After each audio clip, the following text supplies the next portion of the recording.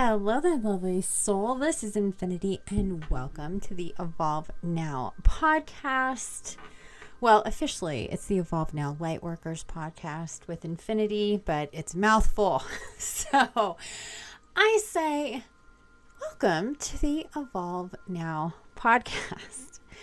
It is the evening of January 15th, currently 8:25 on the 15th of January here in the Pacific. I woke up from a nap about an hour ago. My sleep schedule since the beginning of the year has been really interesting. And sleeping at night, I'm definitely like up in the late hours. I'm like sleeping in the early morning hours. And then at some other point in the day or late evening, late afternoon even, falling asleep again and then waking up like today. I think it was, I don't know, 6:30 or 7. Yeah. So it's an interesting time to wake up from a nap. But you know, I just have to do what my body wants to do and try to not let that stress me out too much, get my sleep where it makes sense and where I'm being guided to get my sleep. I'm awake when I'm awake, and that's it. So that's how it's been rolling. Sometimes I'm eating dinner at like 11, 12 o'clock at night because I woke up from a nap at 7 or 8. I wasn't quite hungry. And by the time I do stuff and get to eating dinner, it's 11 or 12 at night. So if you have any of that going on, it's normal that it's weird, and just don't overthink it too much. Do what you can to not go against what the natural flow and rhythm of what your body is doing. But anyhow, here we are. I have 3 Oracle decks. We're going to get some cards.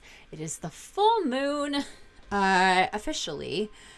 It is the full moon. We are in full moon territory. My moon app says so. It's the moon app.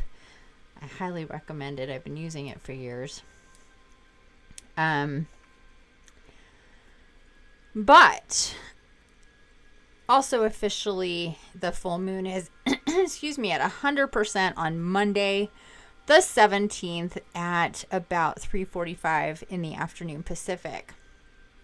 But because of the way the energy of the moon works, we feel that for 3, 4, 5, sometimes more days before the actual day of. Sometimes it's even kind of like the eye of the storm. Once the day of hits, it's been such, we've been feeling it for so many days, and once it hits, we're like, wah wah, I've already been feeling this. It's just gonna last more, we just know. So I think that's what's going on with this full moon. This full moon is sandwiched by 2 new moons, one at the beginning of the month. I was on the 2nd at like right past, I think like 2 a.m. or something like that. I might be wrong. But anyway, it was on the 2nd. And our next new moon is on the 31st. At what time? About 9:30 Pacific. That is our new moon, is on the 31st. So we have 2 new moons officially in January. No new moons officially in February. We do have a full moon in February on the 16th. So moving one day, 17th this month, 16th the next month. This full moon, my lovely, is kind of spacey. I'm pretty sure it's Cancer, right? I want to see. I was going to say Capricorn, but I'm like, I'm not feeling that. I'm hearing that's not right. That's why I had to look it up real quick because I spaced. The full moon in Cancer. So intense water sign going on here. But there's a lot of earth energy happening as well. That's kind of those two energies are really playing off of each other. And there's a lot of other stuff going on as well. The most significant thing that has happened here recently was yesterday Mercury went into retrograde. So we're going to have, it's a really interesting, I love this energy right now because it's like we have this interesting pulling back energetically, pulling on our timelines and lifting up kind of the sediments that have fallen down to the floor of our river of time, if you will. And it's been kicked up, and so that's Mercury going, no, we're not going too far into the future, into the new year, into the timelines, without having to do a review period and get into what Mercury retrograde is about, which is what's unfinished business, basically. That's to sum it up, what's unfinished business and things that are going to happen that are going to kind of, it takes the normal flow of energy and it kind of riptides it a little bit. It starts to swirl it around, it lifts it up, it does all that kind of stuff so we can feel it, see it, experience it. And we're probably feeling that now, officially, that when we went into retrograde with Mercury yesterday, the 14th. But I was definitely feeling it for at least a week or two ahead of that. And it goes through the 3rd of February, by the way. So we have a few weeks of that to go. So there is all that stuff going on. If you did not catch our live for the month of January, and if you did not catch my previous podcast that I released earlier, it was like a 10-minute podcast, some very short informational podcast about what we were doing. And we were going weekly with our lives or our podcasts on YouTube. But just with everything else, it's just a lot. It's a lot of time. It's a lot of work. It's a lot of effort and energy. And we decided to simplify and make those once a month. So we had our one for January on the 3rd. And that is on YouTube. And I'll put a link in the description of this podcast. Now, I brought that up because I was thinking about the words, the themes that I got for 2022, which is liberation and obligation. So those are kind of like the themes that we need to be thinking about when it comes to our choices and how we're managing ourselves. There's a lot of liberation energies happening, which means the opposite of being obligated. And what is your obligation?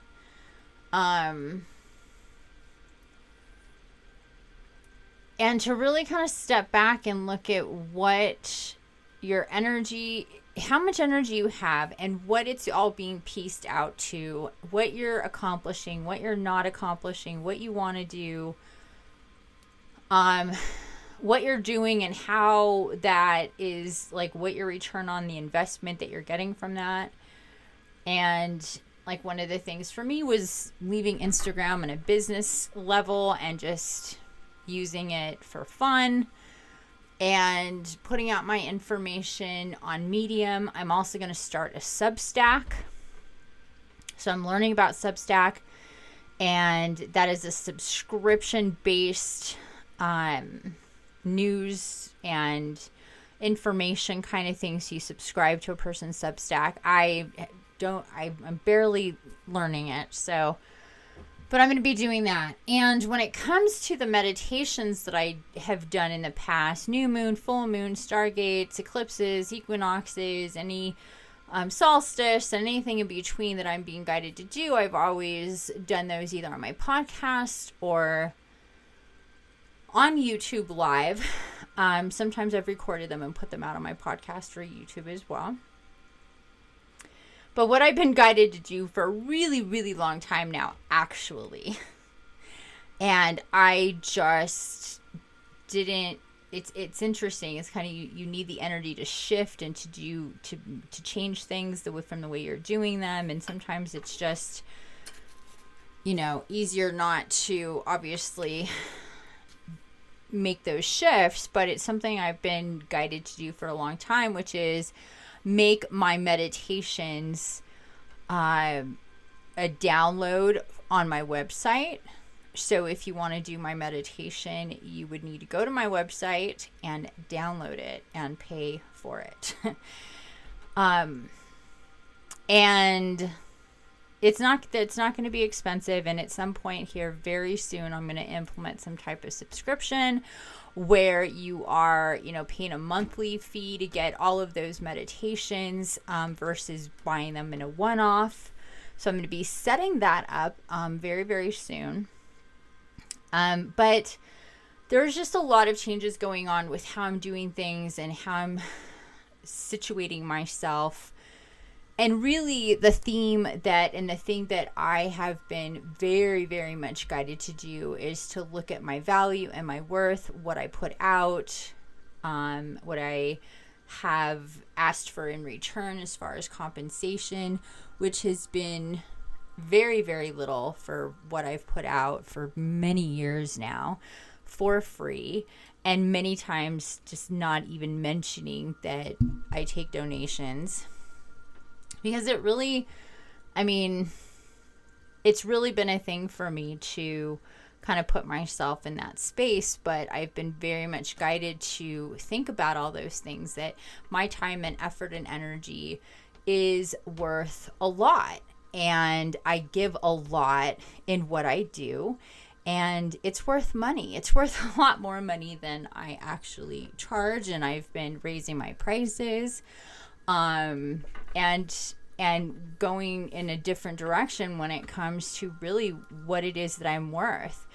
And it's not just about me, it's about teaching other people that are in this space, especially in the spiritual space. If you're a healer, if you're a guide, astrologer, psychic, medium, whatever your deal is,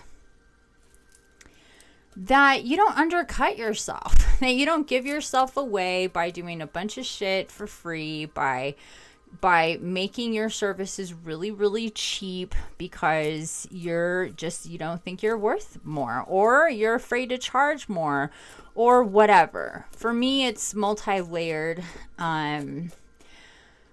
With all the things that I am and I do, I just wanted to be as normal and kind of everyday Jane, to make other people comfortable with how opposite I am of everyday Jane, is really the truth of it. And if I was just a master psychic, I could charge $500 an hour for a lot of stuff that I do. Psychics do that. But I'm not. I am so much more than that. I have so many more abilities. My spiritual connections, and if you've ever done my meditations, you know how absolutely magical they are, and how transformative they are, and how good they make you feel, and how different they are than anything else that you've experienced. And I've given that away for years now. And I've gotten to a point, and I've been guided to a point, and especially this year, of really rolling back and thinking about what I do and what I put out for free, and where that leaves me with time. And the fact of the matter is there was just way too much that I did for free that really didn't leave me with time to do very important things and projects that I have to do. And aside from that, it's important to understand that with the energy of money, we can think about money in a very negative way, and I did personally for a really, really long time. I really hated money. I talked badly about it. I didn't want anything to do with it, and then I was always frustrated because I didn't have any. Does that make any sense at all? No, not really. Really doesn't, but that's what I did, and that's what a lot of people do. They're frustrated with money. They have a money wound that goes really, really, really, really deep in this lifetime, and most likely in other lifetimes too. I'm always really, really fucking jealous of people. I mean, I'm happy for them, but I'm always like, damn, of people who, you know, just don't have that money wound, just don't have it at all. And you can just see, like, it's just not a thing in this lifetime for them. Like, they've already dealt with that and they don't have that. And I'm like, what? What?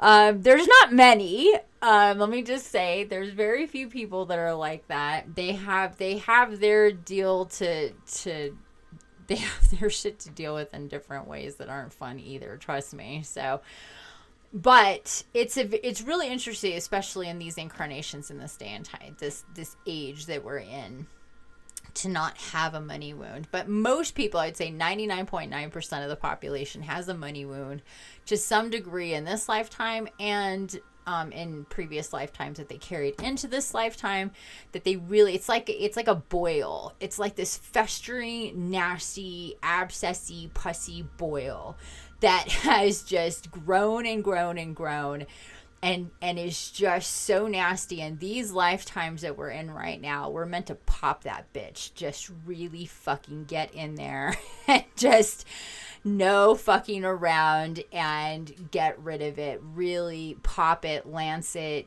and scrub it out, and, you know, be done with it. And that's what I've been doing and working on for a really long time, consciously in this lifetime, and lifetimes leading up to this. And I've had a lot of help from my guides and guardians to get to this point, and a lot to show for it at this point in time. Ending 2021 exactly on the 31st of December with my client in Austria, who's been in my Evolve Now program, who just was waiting for me to finish the creating the Evolve Now master's program that I worked on for like 5 months. And she got approved for her loan and got, you know, the money that she had, and got approved from her loan from her bank, her Austrian bank, to do the master's program, and got that officially approved on the 31st of December 2021. And it's a sliding scale program, the way that it's set up. But the lowest possible amount that you can pay for the program is $52,000, because it is a 9-month, super intensive, one-on-one, 6 phases of healing and deep soul work with myself and Dave Haskins, a really amazing astrologist that you meet with us weekly and monthly, along with a lot of other specific meetings that we have, getting deep into your archetypes, your astrology, your numerology, and all sorts of stuff. You can read about it on my website, thehealingbutterfly.org. And so anyhow, that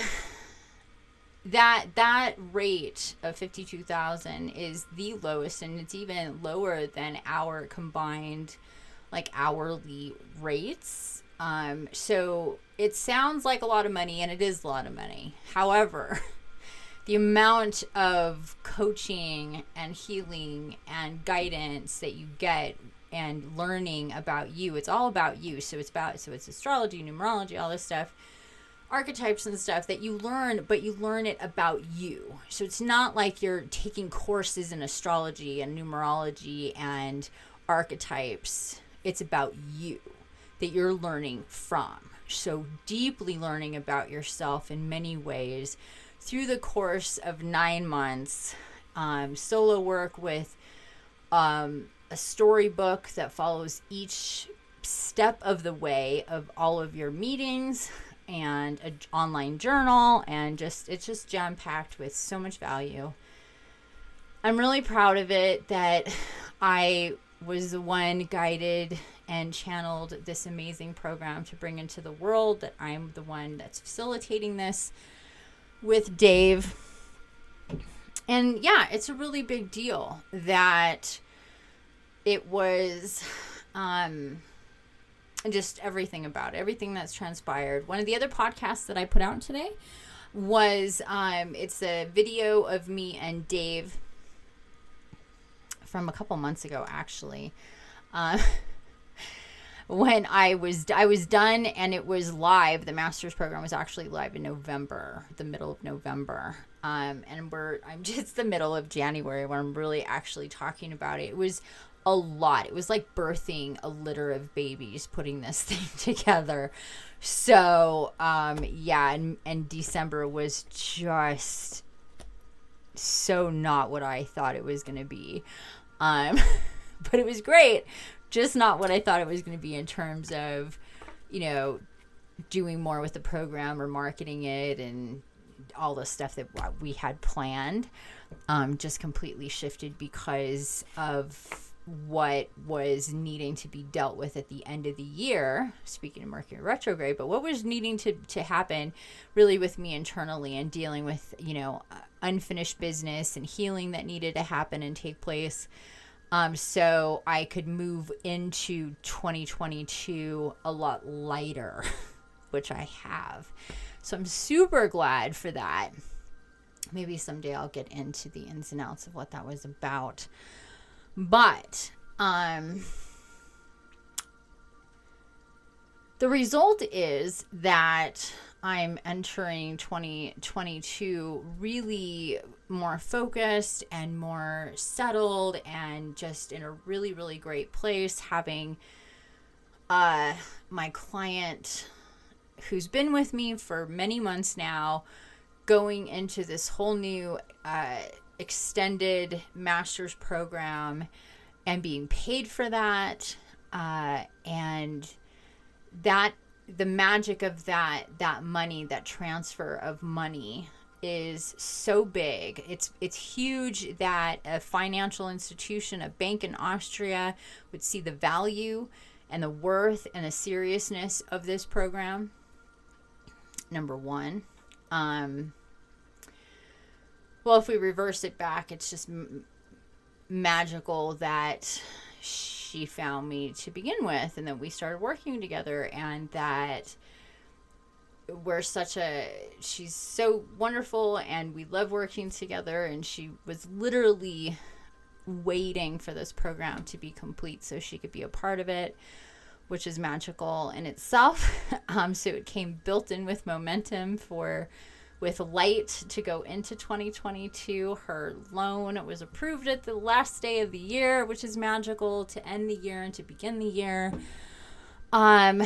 It's just beautiful energy, and everything leading up to that was about me taking the steps to make that happen, to be open to the channelings, to create that beautiful program that we get into detail in the other episode, my last episode this will be 140, so that would be 139. So I encourage you to check that out. You can also watch the video on YouTube. So I'll put the link to that in this episode as well. And the link is in that episode too. So anyhow, the point that I'm making here with all of this is about money, the money wound, transfer of money, the magic of money, the shift from being afraid of money, lacking money, And the shift of going from a place of really undervaluing myself to try to make other people more comfortable, to try to make me comfortable. But in the process, I was very uncomfortable financially, you know, a lot of times. And that cycle needed to end. And that also seeps into the lives, the meditations that I do for free, and all that stuff. And even more of the information, the stuff that I put out. We need to begin to see and to really see what and who we are and the value that we bring to the world, and not think of it as a bad thing to command a certain level of exchange of energy for what we're putting out, and not to have to apologize for that in any way, shape, or form. And to be able to be comfortable in that space. And I guess I wasn't for quite some time. Like I said at the beginning of this, I was just like, you know, it's just going from what I've always done, just putting it out and being live, or putting out recordings, and that's it, you know. Never asking for anything in exchange, and, you know, kind of rarely getting it too. But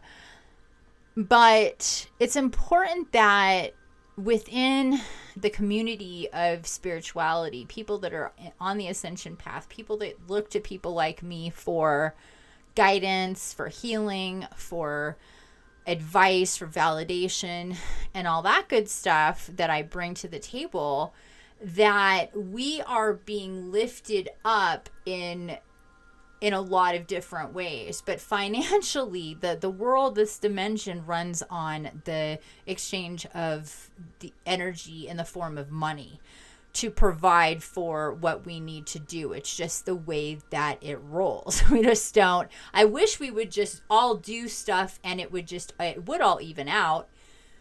But that's not how the world works. It's not. I want to bring that into the world more, and that's why I designed my master's program to be on a sliding scale. So this client can pay the bare minimum, but in the future, I'll have a client who is really wealthy and he can pay a lot more. And that's going to even out what she couldn't pay for. And I know that. And I was guided to know that and to feel good about that, and that to just go over and over and over again. And until we get to a point where it's just the doing because we know these are the things we're meant to do, and everybody's meant to do specific things, and we all take pieces of the pie and it all evens out, we're all taken care of without the exchange of currency. Until that happens, way into the future, we have to live by the rules of the game in which we have dropped into. And that means exchanging money for time, energy, and effort, and the service of doing whatever it is that you do. Currently, people don't get paid nearly enough for what they do. I don't care who you are or you know what you do. For the most part, there's a very small percentage of people that get paid what they're worth, and some people that get paid a lot more than, you know, anybody would ever dream of. I'm not saying what they're worth. It just is kind of disproportionate, and we all know that. So what I've been guided to do is to work from the inside out, to see what it is that I do, my value, my abilities, what I bring to the table, and say to the collective, now this is worth if it's worth your time and energy to be part of it in some way, then you should be able to pay for that as well. And feel good about money exchanging from your hands to my hands because of what you're getting. There's value in that. And most likely the value is a lot more than what you're paying. It's always going to be that, at least with me. And it's always, I think I'm always going to work on a sliding scale, because I don't want to isolate myself into only being able to work with people who are really, really wealthy. I want to be able to work with a lot of different people, but to a point that makes sense for me, and not have to feel bad or apologize for that, because that is not the energy that we need behind people like me and what we do. We need the energy of being supported, of feeling good and validated, of what we're bringing to the world is really worth something. And the collective hive of the spiritually awoken needs to put back into that what they're getting out of it. And they'll see that what you get is that much richer for it. And the investment is an energy that is easily replaced. That's the other thing with the magic of money, is money can be made very easily. We just don't necessarily see it that way. You know what can't be made very easily is time. And we see it the opposite way. Well, time just keeps coming. I don't have to do anything. It's just there. It's what we do with it that makes it worth something more than other things, how we're spending that time.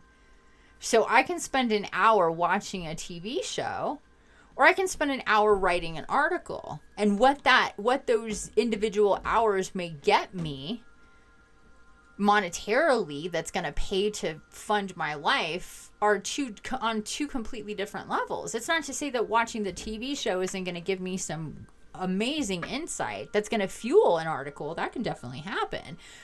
But that's just an example to say, like, I can sit and just, be texting with somebody, going back and forth. I could be painting. I could be taking a walk. There's so many things that we do with our time. But when we're doing things with our time and putting it out into the world for the consumption of others to benefit from,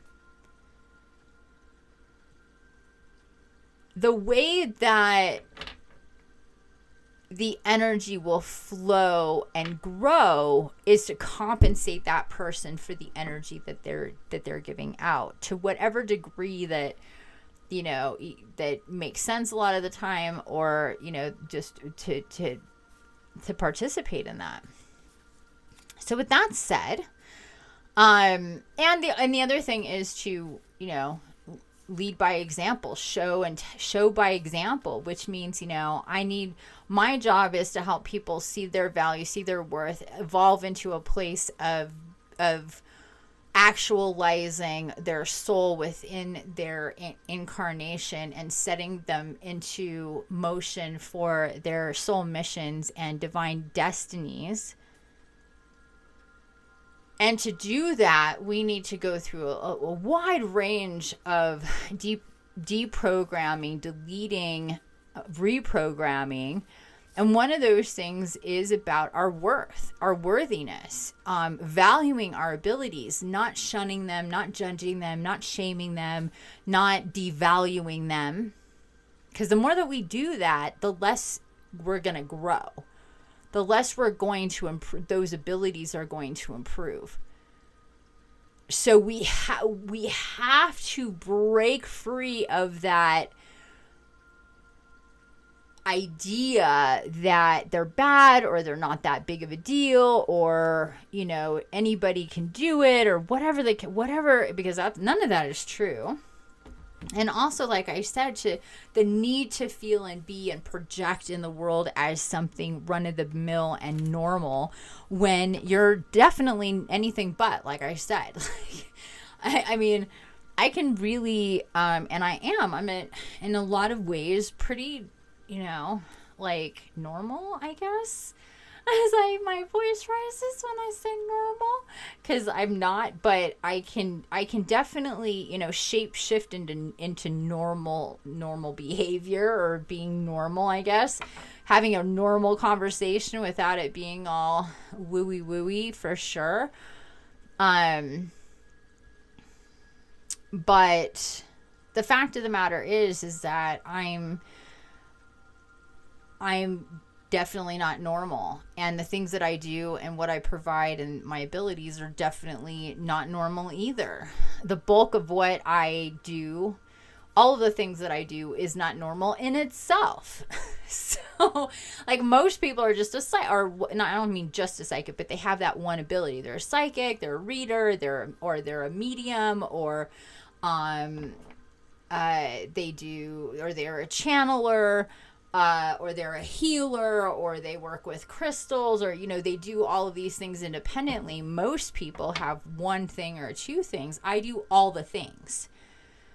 And it just is what it is. And I'm connected to those that I'm connected to. And I work that way, and it just is what it is. But because of that, the value of what I offer is really, really robust. And so my value, what my rate should be, is more than somebody that does one thing and is limited in that one thing. And that's just the way that it works, right? We pay for expertise, we pay for experience, and we pay for the value of what that expertise is. So, and how you manage that is also part of your legacy and your experience and everything like that. So with that said, from this point forward, I'm going to be offering my my meditations in the form of a download that you pay for. And that's it. You'll get maybe the beginning parts of it here, so you can listen to the beginning parts of the meditation. I'll put out teasers to let everybody know, hey, it's available. Listen to the beginning of it. But if you want to do it, download it, and you can do the meditation that way. So moving on, let's get into the Oracle. I've got 3 decks here: the Moonology, the Magic of Unicorns, and the Starseed Oracle. Oh, and I will have a link here for you to be able to go to my website and download the meditation. And I hope that you do it.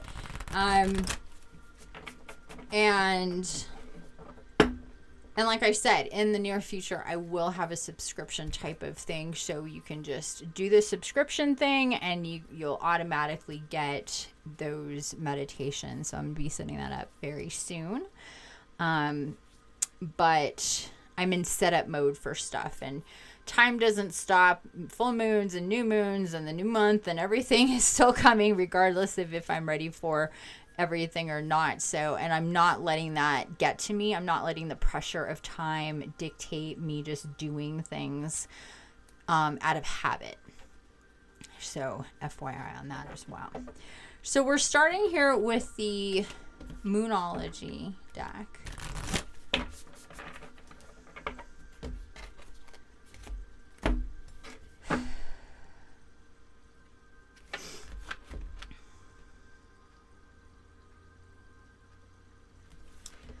We're going to get one card, I'm hearing.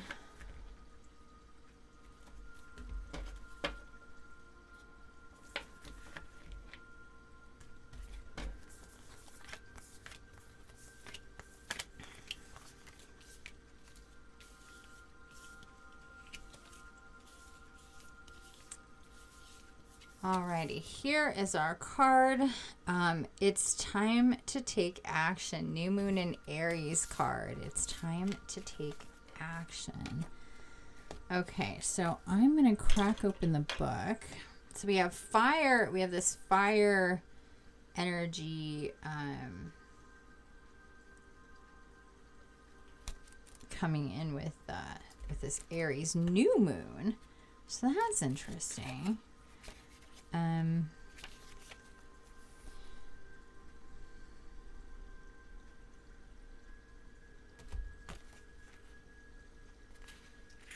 Almost right to it.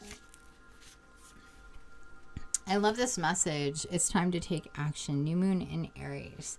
The flame is lit. A wonderful new start beckons, and you're on the right track. Drawing this card is a superbly positive sign if there is something you want to happen in your life. Take this card as a big yes from the universe. This is the time to really tune into your dreams. You may still have a long way to go. After all, Aries is the first sign of the zodiac, but you're on your way. Determination, self-assertion, and bravery are called for, but the hot fire of Aries is driving you towards success in whatever endeavor you're asking about. The caution, don't go too fast and forget your manners. Treat people as well as you charge towards your goal. You'll create much better karma for yourself. And attune to the moon. Don't even think about giving up. Excuse me. And additional meanings for this card. Do your best and be happy with that. Avoid being brash right now. You need a 12-month plan. I like it. A new male is coming into your life. Ooh, I like it. And the teaching. Aries is the first sign of the zodiac. So the new moon in Aries is the first of the 12 or 13 new moons of the year. If you're committed to working with all of the lunations, then the new moon in Aries is the right time to start. And drawing this card, no matter when you do it, signifies it's also the ideal time to start your moon work, such as setting intentions. Oh my gosh, I love this so much. I love this. Definitely feel the heat here.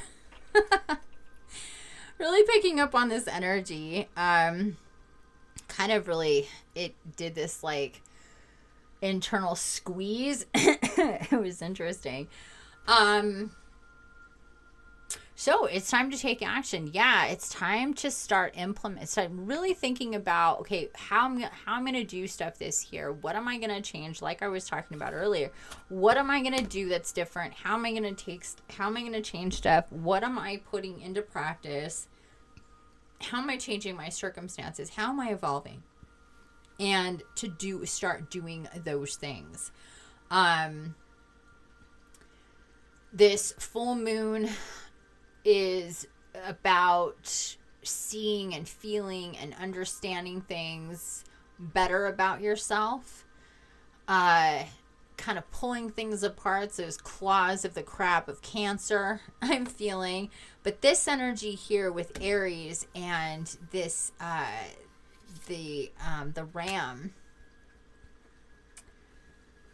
is about reaching new heights. I kind of see this guy like climbing up the mountain, going to places most people don't go. And so that's like within yourself, going to places you don't normally go or haven't gone before, I should say, but finding a new comfort zone in that higher level of awareness and understanding for yourself and where it is that you're going. So it's like the time is now to take action.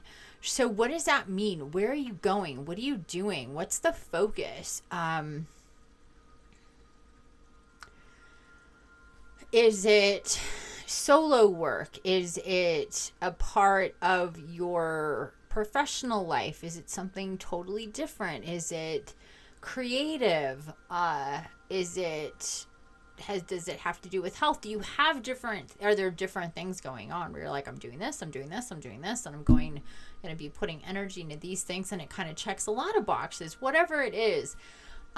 It's time to just take a look. I always see that pie. Take a look at the pie. Where's the energy going? Where are the slices going? To whom, to what, and how?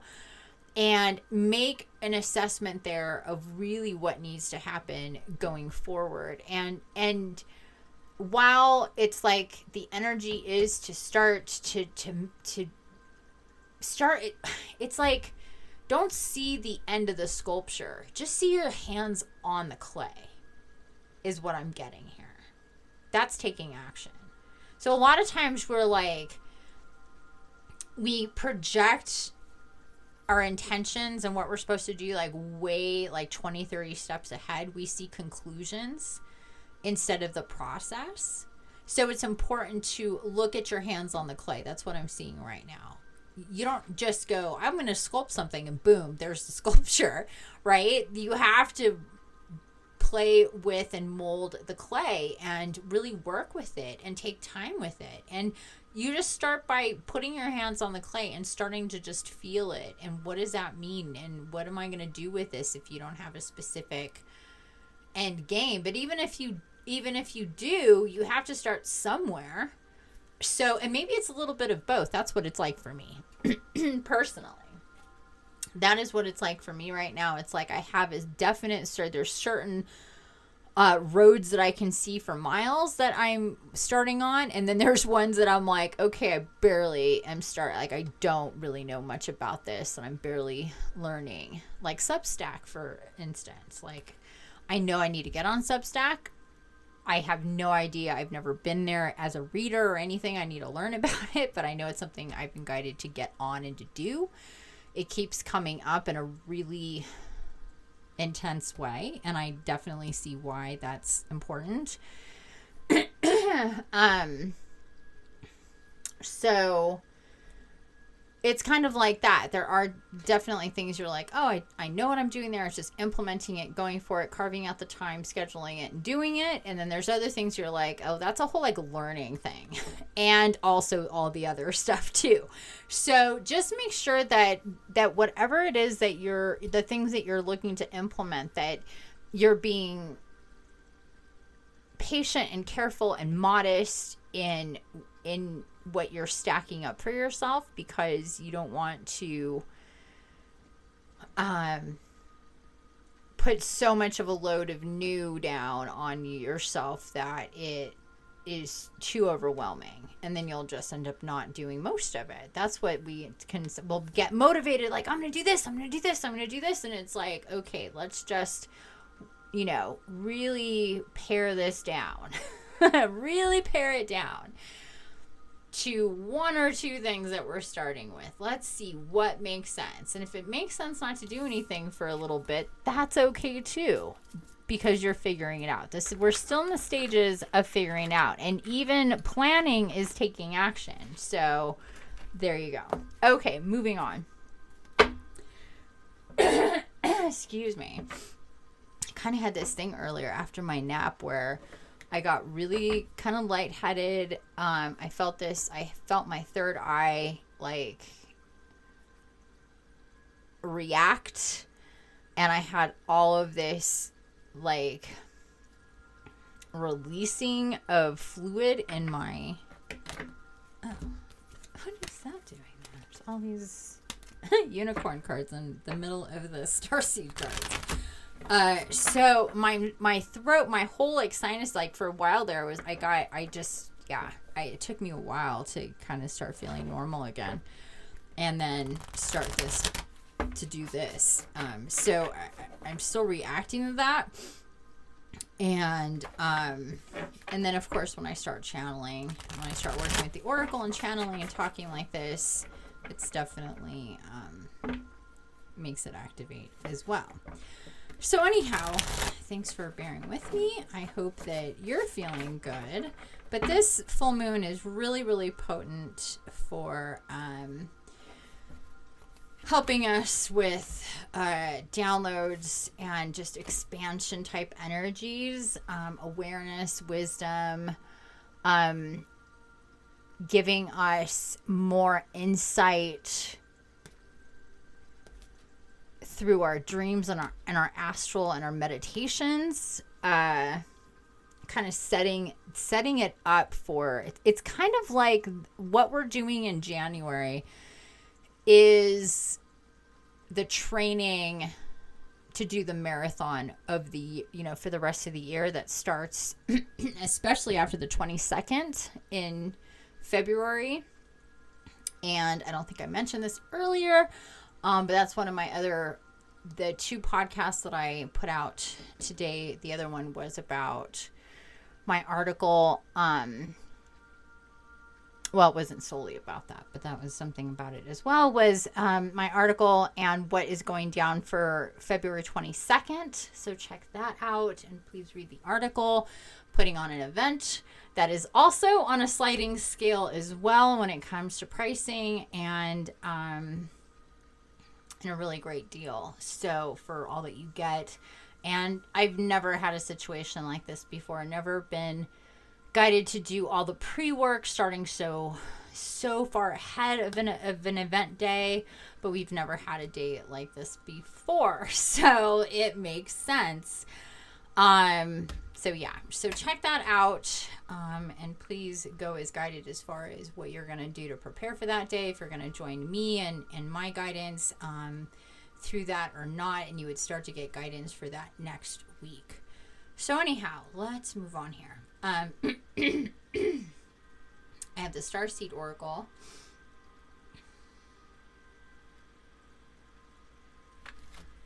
Going to be getting one card here, I'm pretty sure. I just heard yes, one.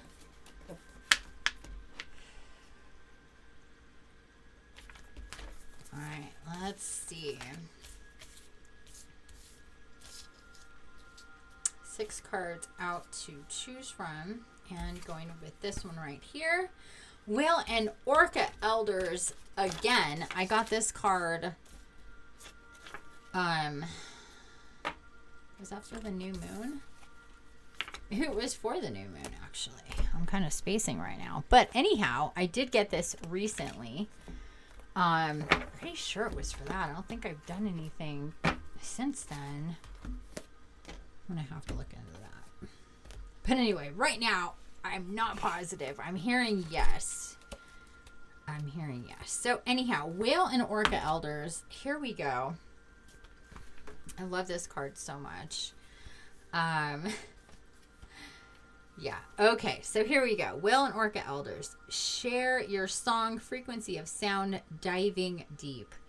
The Whale and Orca Elders are benevolent cosmic beings here to anchor a frequency of love onto the planet, to harmonize it with their song. As they weave around the oceans, they do so much more than any of us know. Their physical presence affects Earth's magnetic field, and their harmonics call us to wake up and remember our own soul's song. Looking into the eye of a whale is something you'll never forget. Whales see into your very being, and in an instant, you're changed forever. They see beyond the physical and the woundings, the identity, the personality, the story. They see right into your soul. If you pull this card, you're being called to surrender to your deepest truth and share it with potency. To bow to who you truly are. To stretch your heart wide enough to hold it all. To leave your fears, doubts, and baggage at the door. To question any part of you that doesn't feel good enough. The Whale and Orca Elders want you to give others the privilege of seeing who you truly are, and for you to see the same in other beings, to drop your hang-ups and personality flaws and get busy revealing the unique note of your soul. Unique note your soul came here to sing. Allow the song that echoes in the 4 chambers of your heart to emanate in all 4 directions. Peel back the layers of suffering and pain and reveal to others your soul's true song, and endeavor to see the soul of those around you meet. And endeavor to see the soul of all those around you. What is my problem here with the sentence? And endeavor to see the soul of all those you meet. There we go. Always adding words. So try to see this. So see your own soul and see the soul of others, basically. And Starseed Soul Inquiry. How are you being called to share your soul's unique song? So there you go. How are you being called to share your soul's unique song? Putting yourself out there, putting your vibration out there. And what that means is what you do to extend yourself into the world. So for me, it would be doing this podcast. It would be doing my writing and videos and all that kind of stuff. And And everybody, not everybody's meant to do those things specifically, but whatever it is that you're meant to do to put yourself, your energy out there. So for me, it's the meditations, my art, my writing, my podcast. Sometimes I make music. I'm guided to do that in a lot of different ways. We all are. Most of the time it's creatively. We get these creative urges that comes from a deep soul urge, that soul energy to tell us this is a creational well, I was going to say this is a creational reality. It definitely is. And it is more than other places are, for sure. The ability that we have to to channel ideas, to have our own way of expressing, to have the tools to be able to create, to be able to collaborate with others, to make and build and create enormous, amazing things, whether they're extremely tiny or extremely big, is very unique to this reality. But as a whole, our creation is creational based. It's so funny to say, it's like an oxymoron. But so our normal station, and where most of us, if we're really in tune, or all of us, if we're really in tune with our soul, is going to be coming from a place of needing to and being tapped into that creational energy. And that's like why in the master's program we go divine feminine, divine masculine, and divine inner child. That inner child energy is as close to your soul as you can possibly get, which is 100% creational. If you really tap in and look at a child, they're in the mode of creation, having ideas and putting things together, building things, making things, and all that good stuff. So anyhow, this is beautiful energy. I love this. It's with these two cards, it's time to take action. And how are you putting your soul song, your vibration out? So think about what you need to do to take action to put your vibration out into the world, into creation, and to better connect with Gaia, I'm hearing as well. Very important to do that. Okay, last but not least, our beautiful Magic of the Unicorns deck here.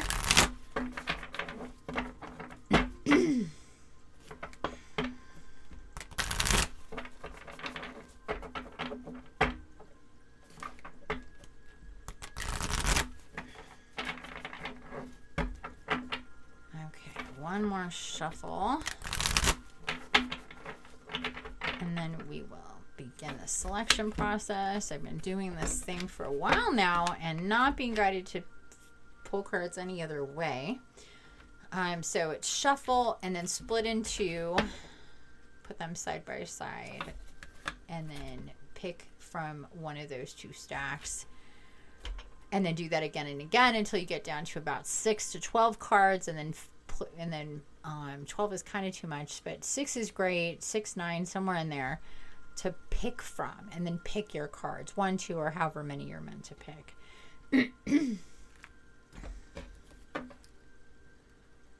So I think I went left, right, left, going here for our last pick and going left again. I'm gonna fan out, see what we get here. Got 7 cards this time.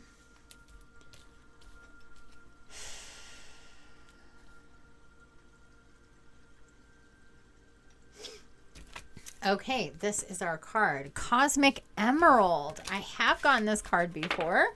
It's a beautiful card. I actually did the meditation in the live after I got this card. Just not sure when exactly it was that I got this, when it was. Maybe 2 months ago, 2 or 3 months ago at this point, with Cosmic Emerald. Absolutely beautiful. Let me grab the book here. There it is. So happy to see this again. Absolutely love this. This is card number 31. There we go. Cosmic Emerald. Create perfect health, access, divine abundance. Exactly. Yes. I love this. I love this. This is beautiful. Okay. Oh my gosh. I feel like my head is just so like And I'm sorry, it's just mucusy. It's just thick and mucusy from my third eye, and it's going straight down. It's not coming out my nose, which it does sometimes. Just that clear fluid. It's going straight down my throat, and it's kind of thick. So it's like kind of challenging. And every time I get a card, I get another like dose. Okay, here we go.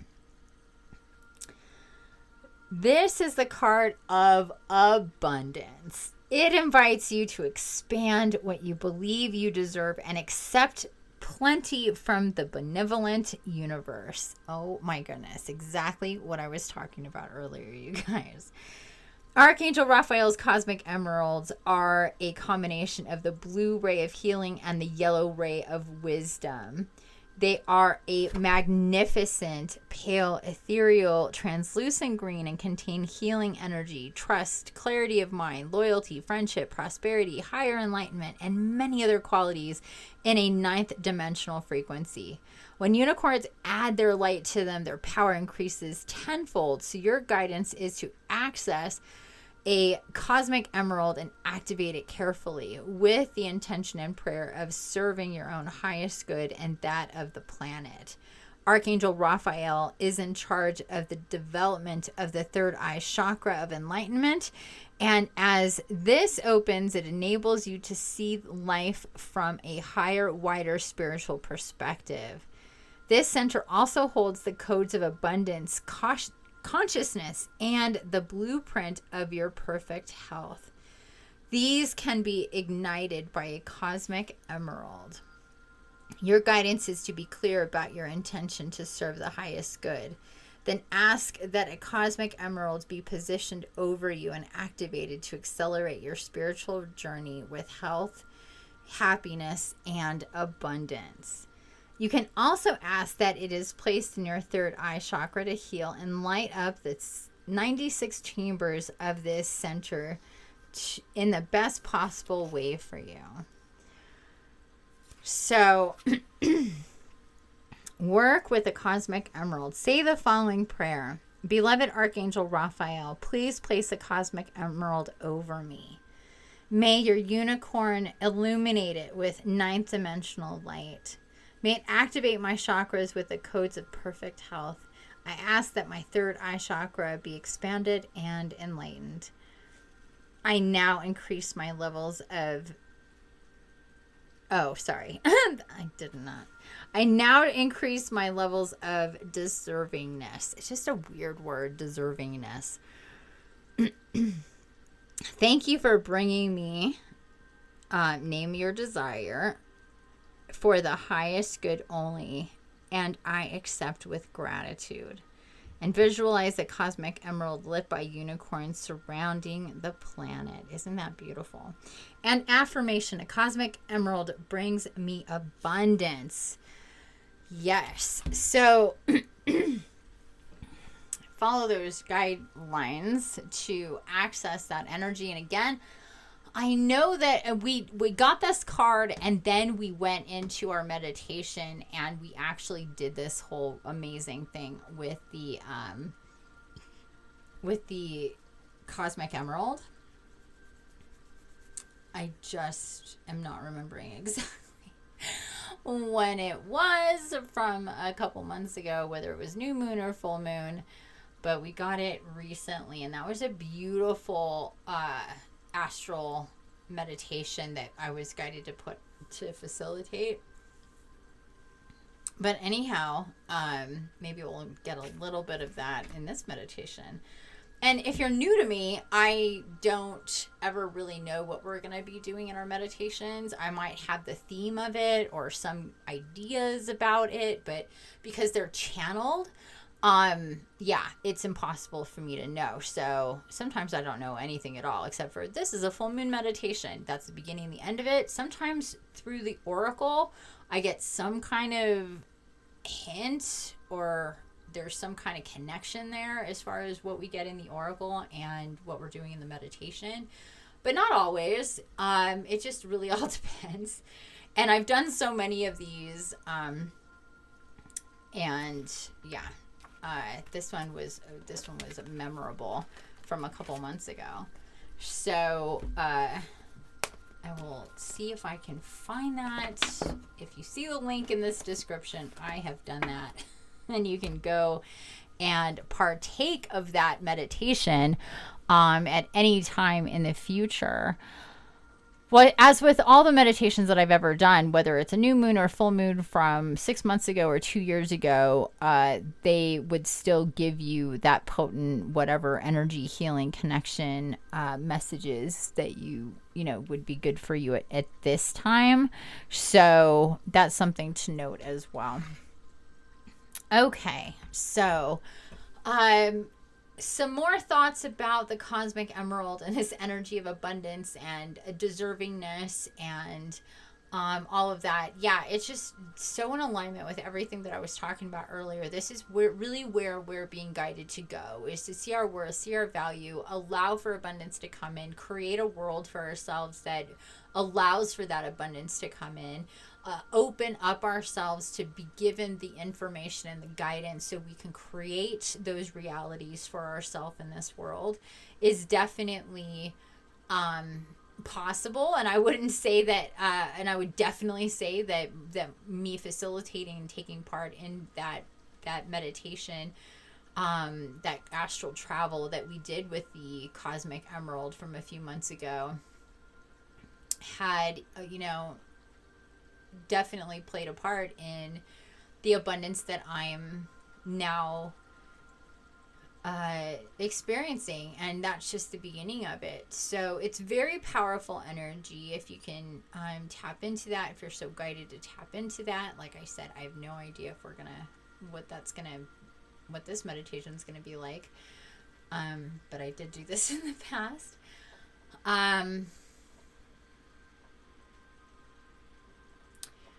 And I would say the one thing that's kind of coming up here, rising to the top for me to see, is to think about where it is that you have ideas of abundance block or lack, or where there may have been energy being pulled out of you that was like pulling from the energy of abundance.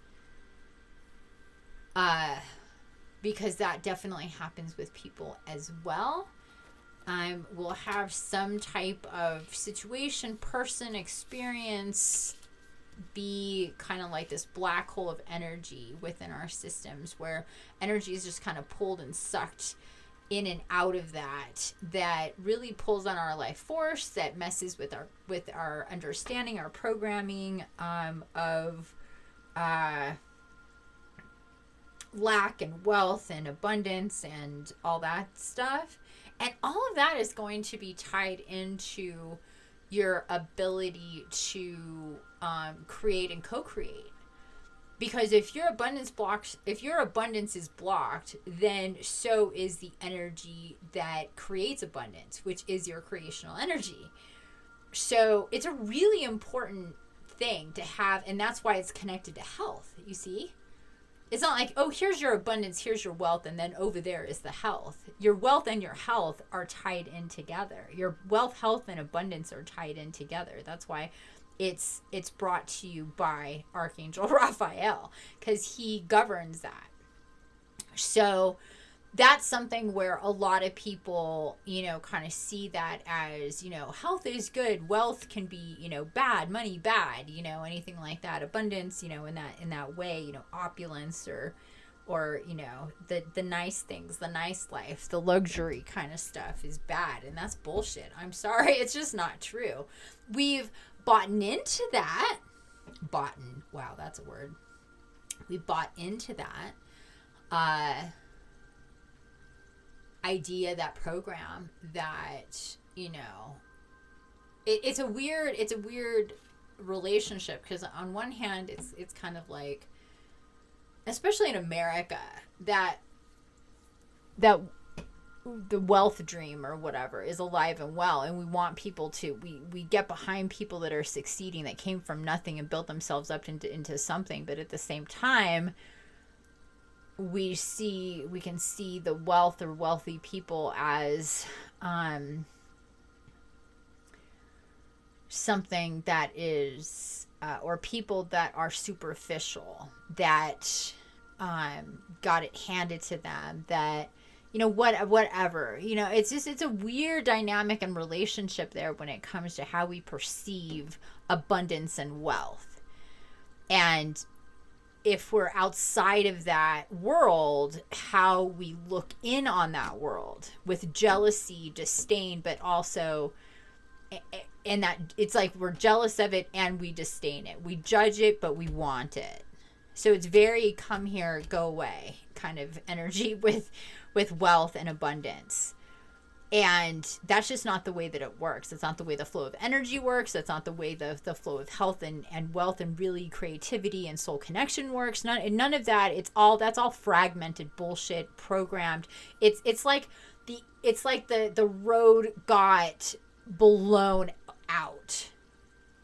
And we've all been trying to just to ride on the road, and we're like, why is the flow of abundance so messed up? It's because we're literally driving on a road that is so messed up with the way that we perceive and we see things, and the way that we understand that within ourselves.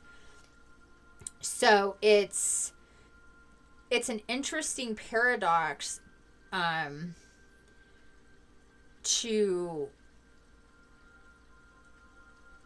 kind of once and for all escape from.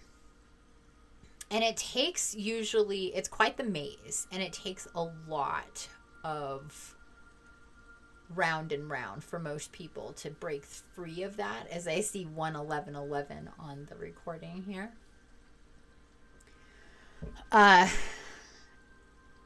But that will be divinely guided if you make it a point to say, you know what, I definitely have abundance blocks. I definitely have a lack of wealth. I definitely don't know exactly what I'm supposed to be doing or how I'm supposed to be getting to wherever I'm supposed to be. So once that's acknowledged, then we can start to shine a light on what that's about. Why is that there? And you will get the guidance. You will get the things coming up, especially in a Mercury retrograde. Things will come up. Like I said earlier, the sediment will rise for you to be able to see what is in the way. Why is it in my way? What do I got to do about it to get out of the way? What do I need to heal within me and in my environment to clear a path of abundance and the magic that comes with it, and the opportunities and experiences that will come with that into my life? And it's not just like something that's just going to be like, oh, here's the question, here's the answer, boom, done, we're done, done. It just doesn't work that way. Like I said, it's just kind of around and round, kind of going in different places and seeing and really gathering up what is true and releasing what isn't true and what isn't meant to be part of your life, your existence, and your perspective, and reforming and reshaping that into what it is supposed to be in regards to your abundance. And if there is a lack, which there is usually for most people, some type of, there's boundaries to what I can, get, what I can do, where are my limitations, and really kind of reverse engineering what that is about and how to overcome that, because there are infinite possibilities to overcome any block that there is. And sometimes we need to go and do several things to really once and for all get rid of a block, to really once and for all heal from a trauma, to really once and for all forgive. Trust me. Trust me.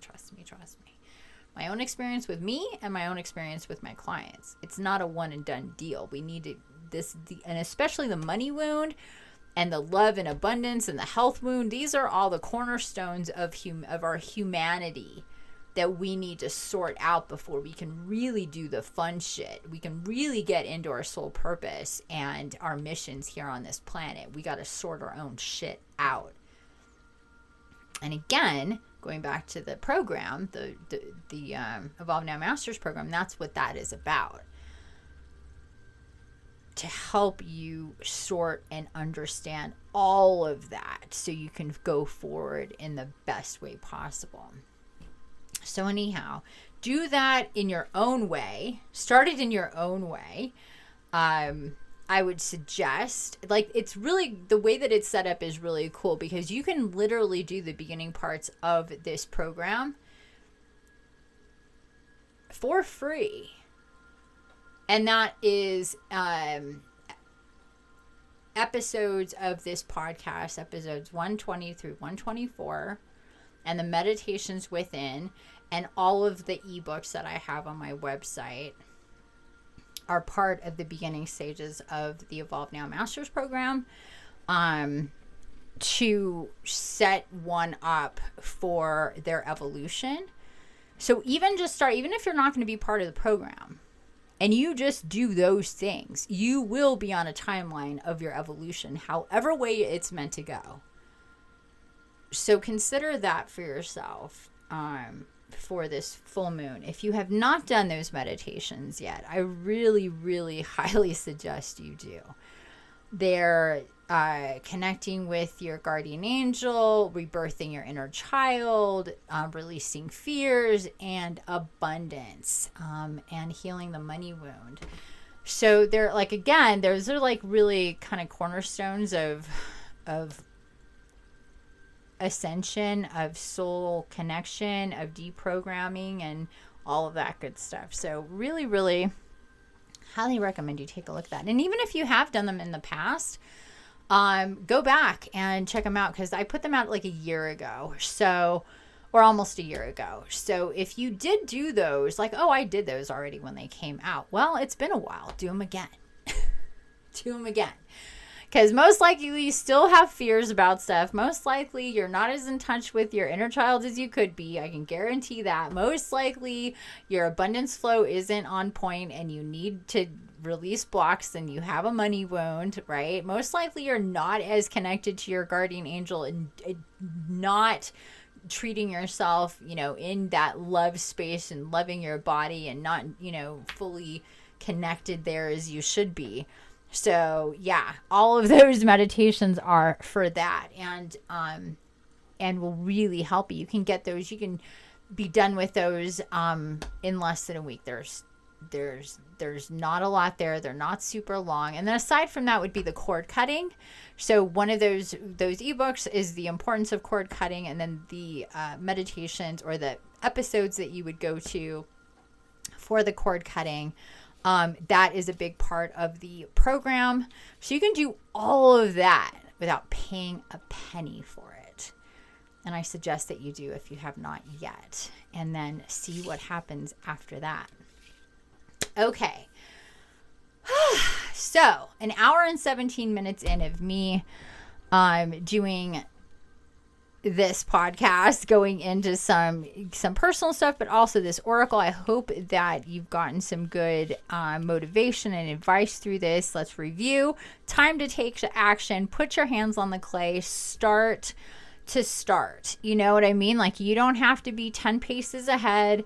Just begin. And again, with that soul song from the whales, messages wanting us to put out our frequency and our soul song, whatever way that we're meant and guided to do, that also is a direct lane to the inner child and connecting there, going back to, especially to that meditation. I believe it's episode 123 for the inner child. Please check it out.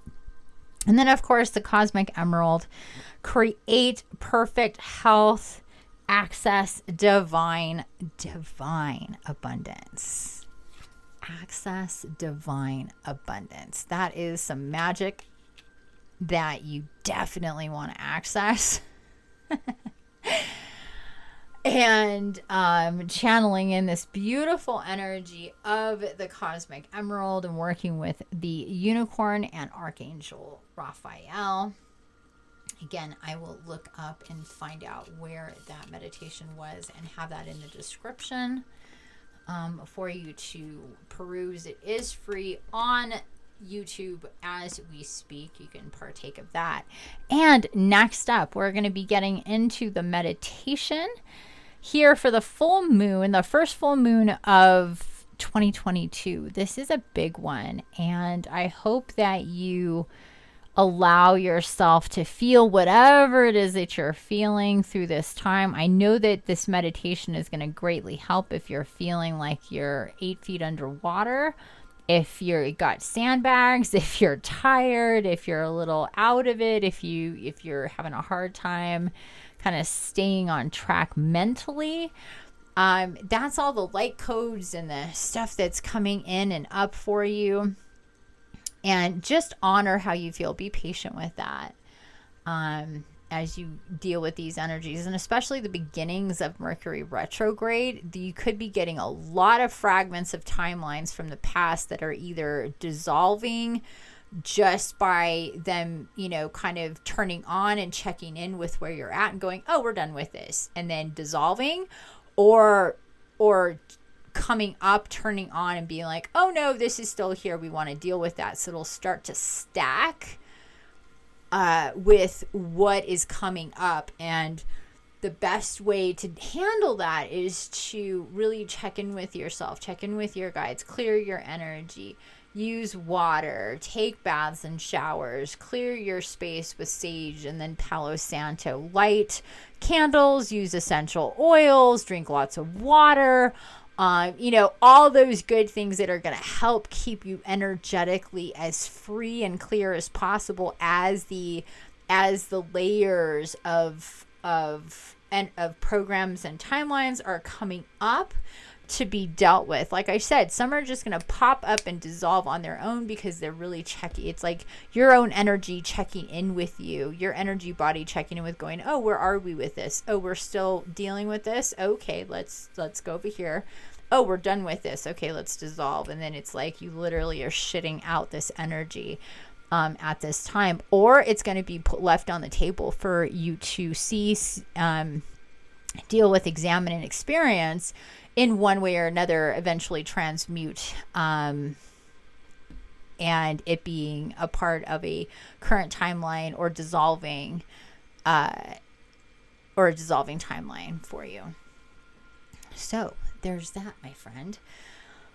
Okay, so thank you for listening so far. I really, really appreciate you being here. Please share this podcast with your friends and family. I will be coming and doing these more often. And again, the information, the podcasts are always going to be free. I think I may be doing other kind of exclusive stuff with this subscription, maybe very specific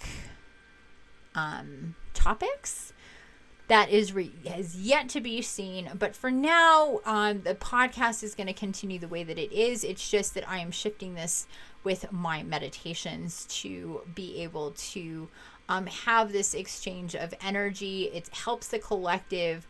And it's like you're paying me, but trust me, that's going to help you as well. The exchange of energy, of the money, of the energy, of the abundance, like we talked about. And of course, this cosmic emerald card coming out really validates all that I said, talking about the abundance and what that is and the energy for that. So I hope you're on board with that. It's not going to be a lot of money, so don't worry. But it is going to be something. And I appreciate your support with that. My wealth is your wealth in the end. Trust me, that's the way that it works. The more that we help and support each other with this energy of money, the more that we generate, the more that we get sent to us and given to us and loaned to us, as I talked about earlier. A really big deal for my clients' bank to loan her that money for her to be able to do the program. And I just don't think that, even seeing how great it is, I just don't think that the mindset would have been there a few years ago or even last year maybe.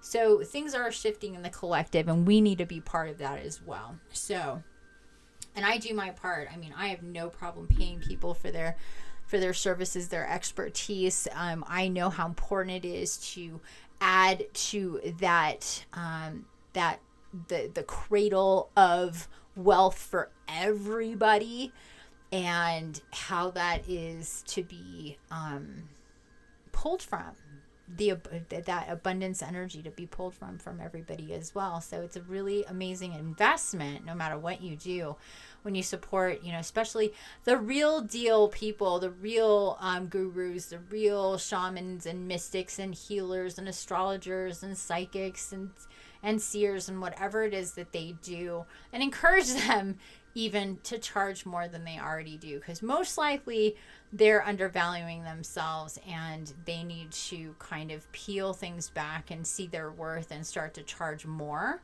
Not everybody may want that, but then again, check in with yourself, like, no, I don't want my astrologer charging more than she already does, or I don't want my healer, my Reiki, or my yoga, or my whomever it is that I get stuff from to charge more than they do. But think about it. Should they? Most likely, yeah. They're just not, because they feel bad, or they don't want to take money from people. And it's not about that. It's about what they're worth. I see people charging ridiculous amounts of money for the stuff that they do. And I think, wow, you really should be charging more. You really, really should be charging more. Sometimes double, triple, quadruple what you're charging. What are you doing? And I tell them, and then I'm the first one paying them more than they've ever been paid for that service, because they fucking deserve it. And somebody's got to start.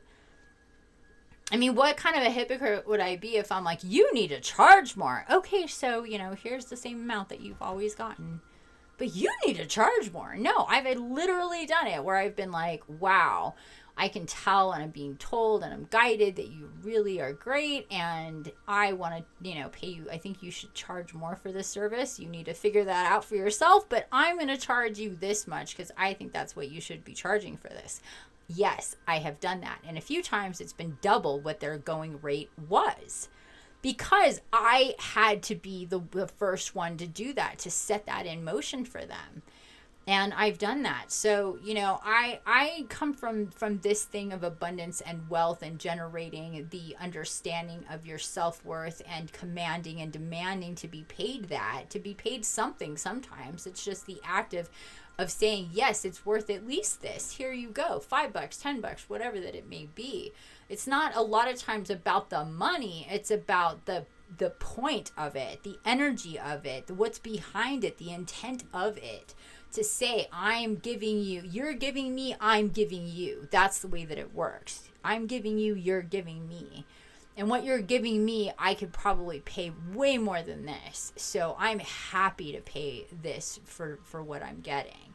That should be the energy behind it. Not, damn it, I got to pay this for this, It should be this really robust, energetic, happy energy that surrounds any kind of service, especially that you're paying for with somebody that's really, tapped into their soul purpose, especially.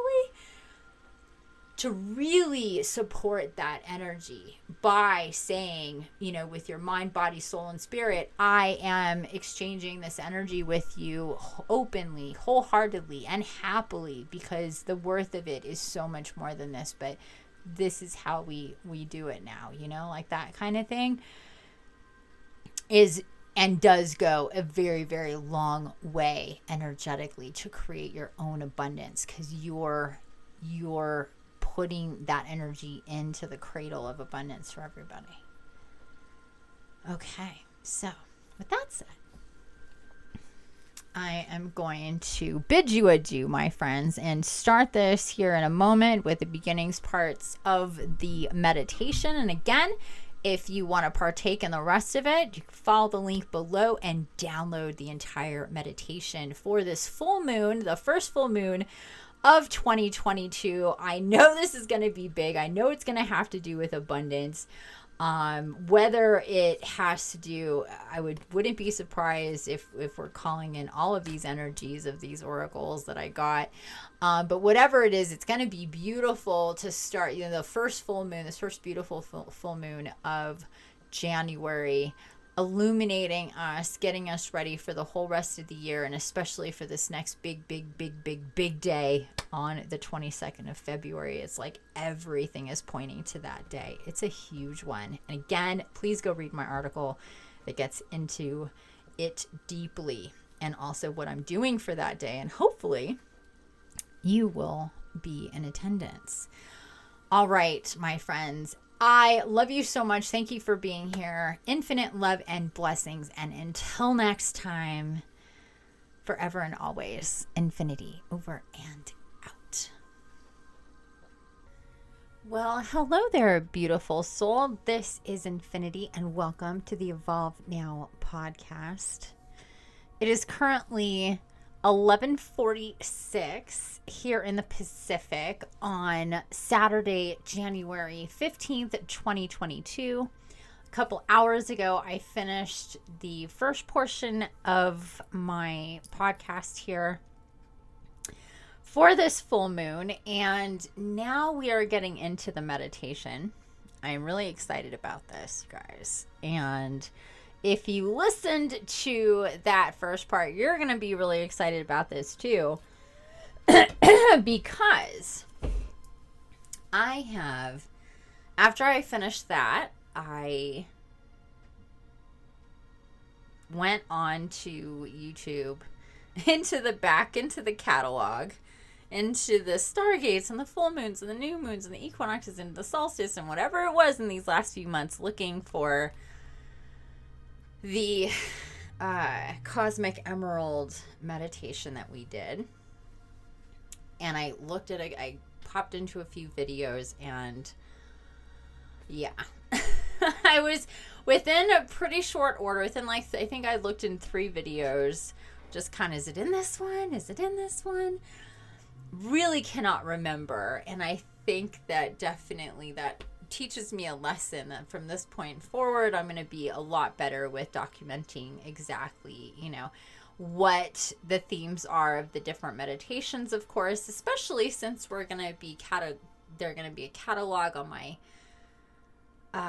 website to download. So there will be more information there, but not too much that it gives it away. See, that's the thing. It's like when I go into these meditations, I don't know exactly what's going to happen. Sometimes I have an overall thematic understanding of what it's going to be about. Sometimes I do get some details of a little bit of what we're going to do, but exactly what happens and everything, detail, like frame by frame, I have no idea until I'm there and it's basically happening. So,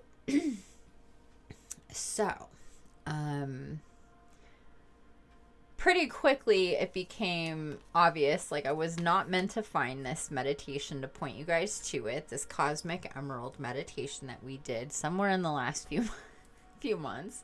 I cannot remember. It's like it's blocked to me. It's like every time I try to look, like when exactly, like because I'm really good at like jumping timelines and moving into, especially past timelines. I've gotten pretty good at being able to go, okay, when was that? Let's connect to it. Let's see what else was connected to it. Where am I in that, and really start to like bring that back to life and know what that is. But when I try to do that with this, it's just like I keep getting blocked. So what that usually means is that I'm not meant to find it or to know about it, or whatever the case is, for whatever it happens to be. In this case, it was to find this meditation to tell you guys to go find it and do it, because regardless of when it was that I did it, you can if it was for a solstice or Stargate or whatever it was that I cannot remember, it really doesn't necessarily matter. But or it doesn't definitely not matter. So if it was an event it was definitely an event in the past, but you could still do it at any time. And I know I've said that time and time again. So I apologize if you're hearing this for the umpteenth time, but that is the case. You can go back in time at any time and listen to the old meditations and do them again. Excuse me.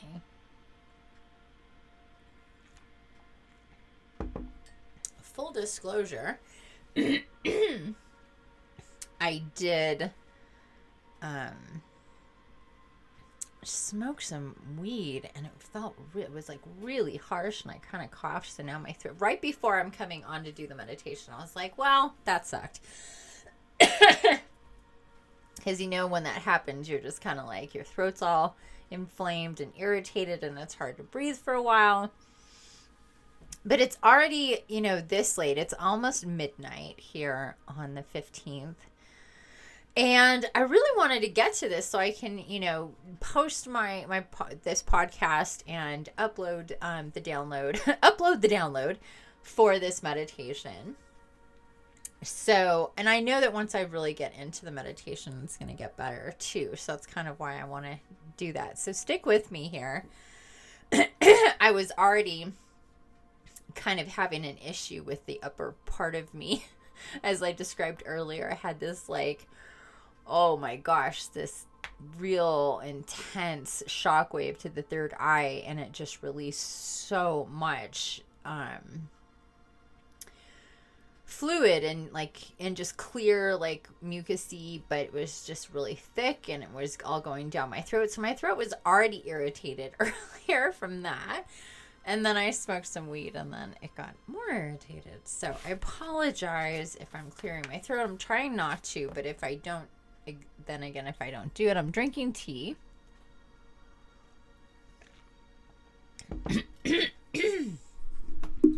I had a little shot of honey. That always helps. I think I might have some more.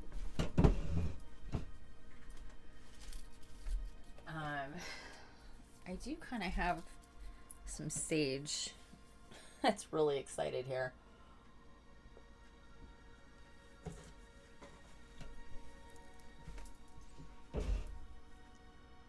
I got these sage bundles that really like to burn.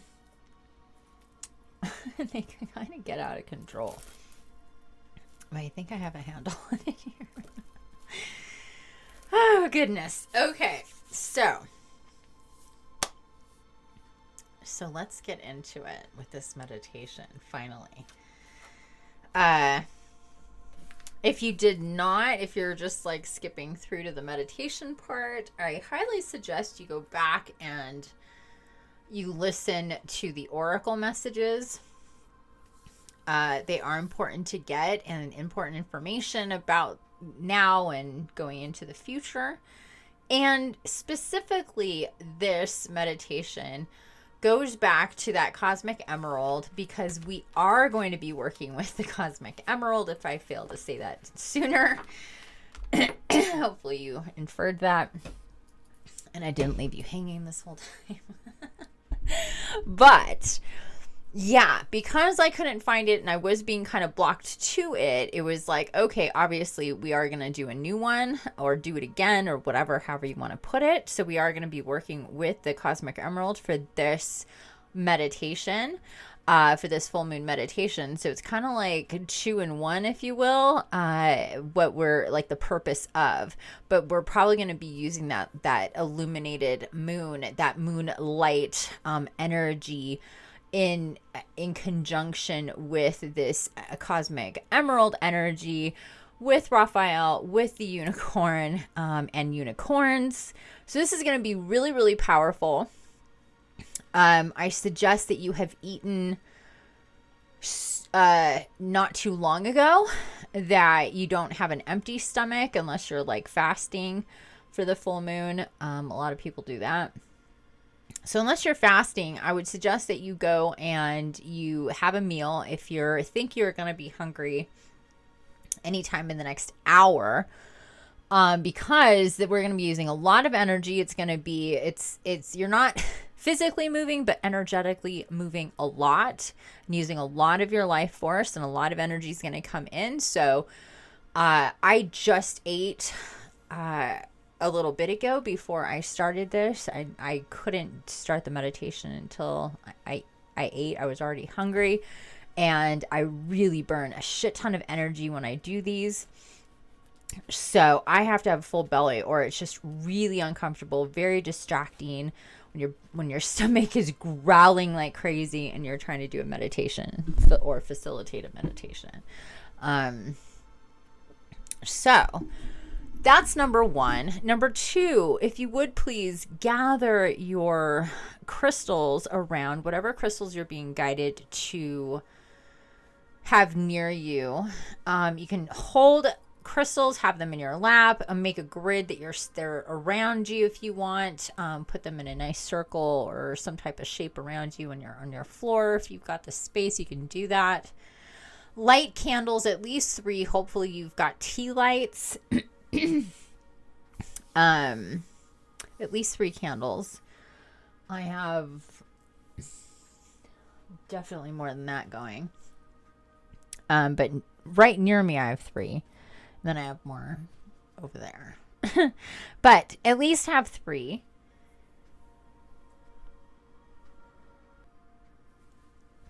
And you're going to be in the seated position. You can be on the floor or on the couch or a chair, your bed, but make it seated.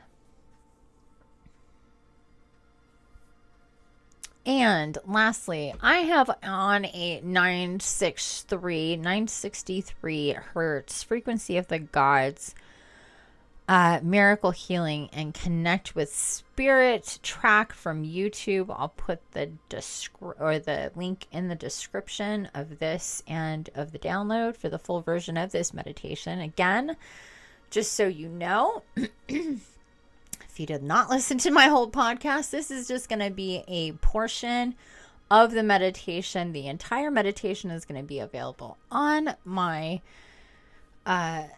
the healingbutterfly.org website, so you can download and do the entire thing. I'm leaving the first maybe 5 minutes of it on, just to give people an indication of what we're possibly getting into. But I do know that we are going to be working with the Cosmic Emerald, and that is really, really amazing and potent energy for sure. Cosmic Emerald, card number 31 of the Magic of the Unicorns Oracle. Create perfect health, access divine abundance. And like I said before, we did this when I pulled this card in the last couple months. So we've already done this. It was really freaking amazing. And I'm really, really excited to know that we're going to do it again. and obviously incorporating with the full moon that we have going on here. We're at about 97.4 percent full with the full moon right now as we speak. And it is approaching midnight here in the Pacific, which is really cool. So as I'm recording this, it is midnight, or just about midnight. And if you can get a eye mask, that would be great. So you can really black out the light. Or tie like a loose sock around your head. You can wear a beanie and pull the beanie down over your eyes. Or a hoodie, put the hoodie on, but you may get really hot, but those are things you can try. But an eye mask would be the best thing to do. So it's nice and dark, and you give your pineal gland the ability to really activate without any light. That's when the pineal gland is really able to do what it does, and that's how we can astral travel. When we close our eyes and get into meditation, that's how we astral travel when we sleep. Our eyes are closed and it is usually dark, or we start to perceive that kind of darkness so we can fall asleep. I know most people have a hard time to sleep or to stay asleep or to fall asleep if it's really bright. And that's part of the whole, pineal gland thing. Your circadian rhythm and what goes on with, the light and the dark, and why we're typically when it's light, we wake up, or even approaching light. A lot of us wake up before it's even light out. I do that all the time. All the time. I'm like, oh, I'm awake. And it's like 45 minutes until it's going to be light out. That's just the way that it goes.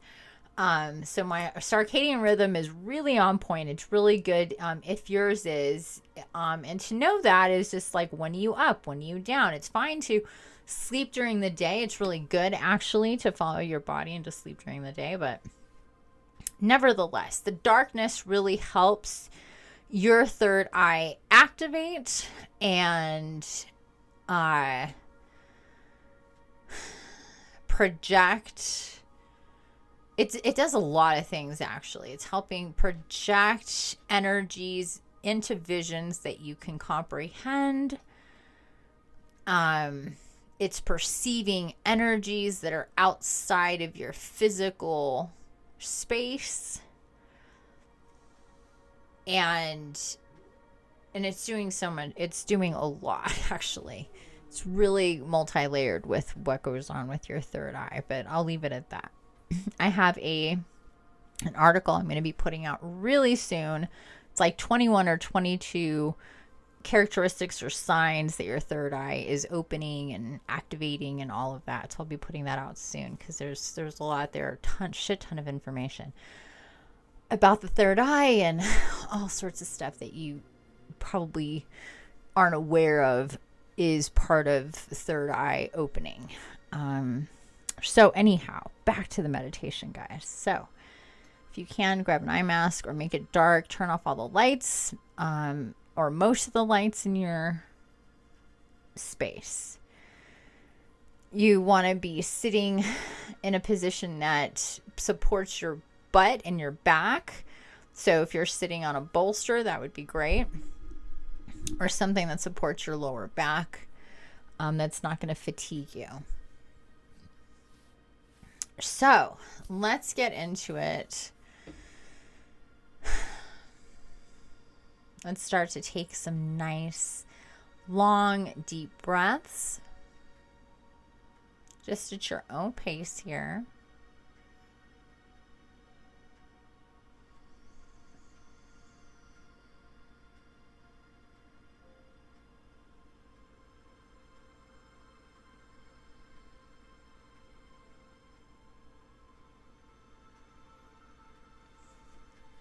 Let's check in with your body and see what positions you're in. So if you're sitting in a chair and your feet are extended out or on the floor or anything like that, you want to make sure that they are actually like on the floor, that they're not underneath of you or under your chair. I tend to I'll put my feet way underneath me, and kind of play with it like that without even realize I'm doing it. But if you can keep your feet flat on the ground, that would be great to help really stabilize and ground you. No matter how you're sitting, please engage your abdomen. You want to be over your hips and your pelvis. You don't want to be make sure that your pelvis isn't underneath. Sometimes we'll kind of sit on our lower backs without really realizing that we're doing that. So you want to make sure that your pelvis is in your hips or are centered. Your pelvis is, you're not under it or over it too much, that you're nice and straight, that your ascension column, your spinal cord is nice and straight, that your shoulders are down and back, chin up, head nice and straight and light, easy breezy smile on your face. Let's get it. You can just tap some dopamine really easily by smiling, feeling that energy of that smile wash over you. Officially, let's welcome in our guides and guardians, yours, mine, and ours. our guardian angels, archangels, Gaia herself, Mother Gaia, welcome and thank you so much for being here. As always, want to welcome in all the archangels, your personal spirit guides and guardians, your ancestors, spirit animals, animal spirits, ancestors, the galactics, the fae, the mer.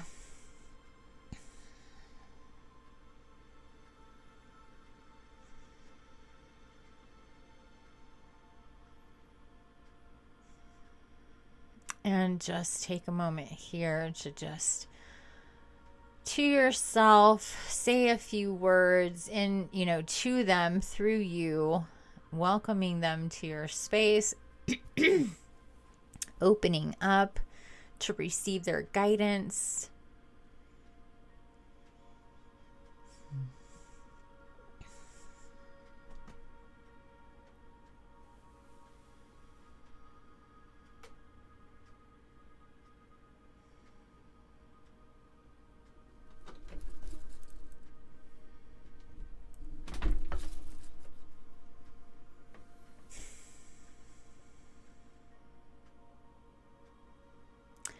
So just listening here to a few words that are coming in,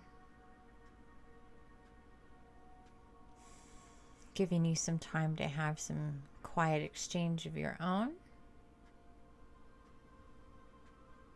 If you feel that you're getting a rush of information or you're hearing a lot of voices, your guides coming in, and you think you need to pause this, go right ahead and do that.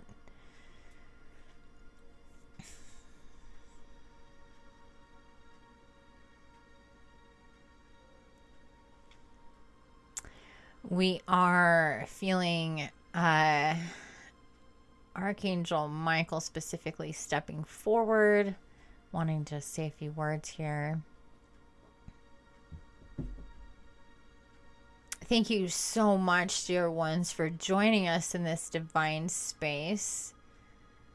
This is the first of the full moons of 2022. This is going to be a marked and remarkable, very magical year for all of us to witness all of you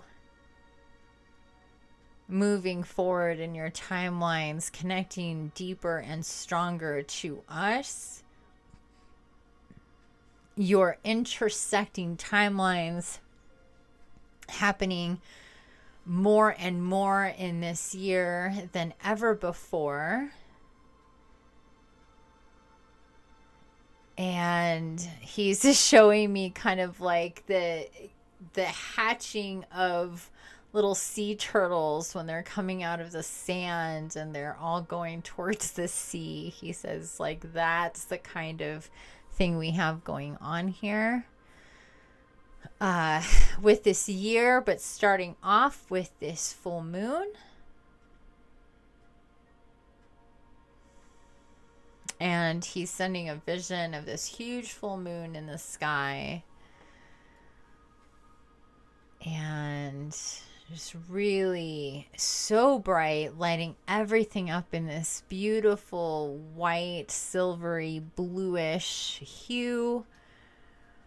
And he says, please see yourself being outside, stepping outside in whatever space feels the most comfortable to you.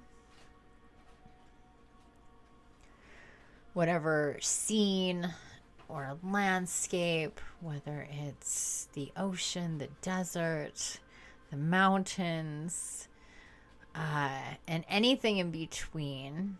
Just see yourself being outside and breathing in the fresh air.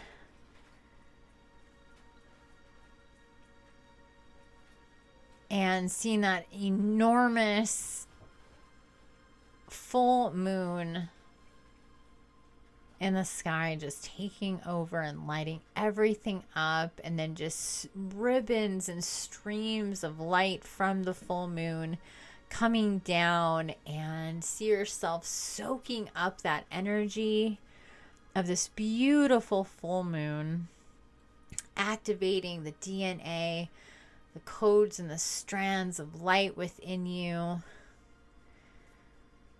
Basically little packets of wisdom that you've forgotten, or pieces of the puzzle that you need to move forward, and anything and everything in between within this infinite spiral that is your soul and your soul story. And in this one chapter of this life, and the sub chapters and and as we go down and down and down into where we are today, consciously and collectively, individually and united through our soul stories, we come together with you all today to witness, to guide, to empower, and to send and invigorate you with our love.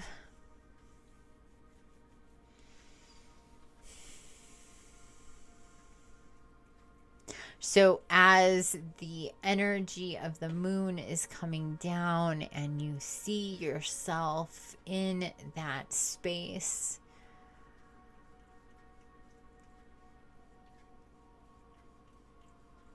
outside at midnight, feeling the power of the moon shining down, and you in your energy, your spirit, intermingling with this beautiful energy that the moon is shining down, and the energies of the angelic realms coming in.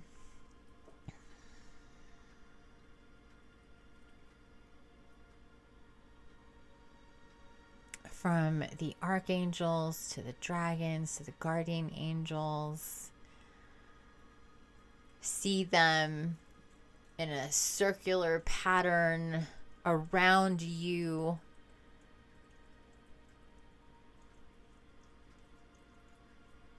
And their energy shining down, concentrated all around you as that moonlight comes down.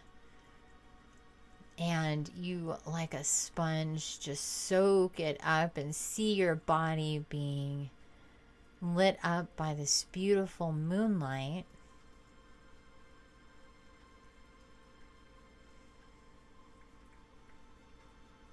And tell your body you are accepting all of this light into your physical body, your emotional body, your spiritual body, energetic body.